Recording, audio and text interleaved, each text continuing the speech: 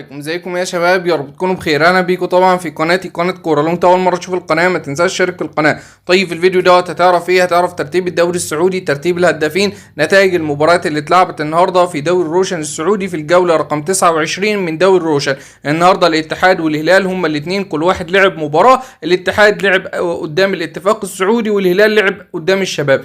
الهلال السعودي النهارده بيتعثر امام الشباب بنتيجه تعادل ايجابي 2-2، وبيدي فرصه للاتحاد السعودي ان هو ينفرد بالصداره اكتر واكتر بعد فوز نادي الاتحاد النهارده على نادي الاتفاق بنتيجه 3-2، ليصبح الفارق بين الفريقين حاليا 6 نقاط. لو انت جيت بصيت على الترتيب حاليا فالاتحاد في الصداره ب 68 نقطه، والهلال السعودي في المركز الثاني ب 62 نقطه. يعني الفرق بين المركز الاول والثاني 6 نقاط كاملين، وده مش حاجه سهله لان الدوري خلاص بدا العد التنازلي لانتهاء الدوري. فاضل 5 جولات فقط على انتهاء الدوري السعودي. النصر السعودي لسه هيلعب مباراته بكره، لو قدر يكسب هيقلل فارق النقاط ما بينه وما بين نادي الهلال السعودي لنقطتين 2 فقط. يعني لو النصر كسب بكره فالنصر هيكون معاه 60 نقطه فقط. طيب الاهلي السعودي ايضا لسه هيلعب بكره باذن الله، ولو كسب فهيكون معاه 58 نقطه. القادسيه معاها 55 نقطه. الاشتعال حرفيا الخمس انديه بيقدموا مستوى رهيب، وكمان المستوى بتاعهم مش ثابت، يعني حبه فوق حبه تحت، يعني مش ثابتين على اي مستوى معين. يعني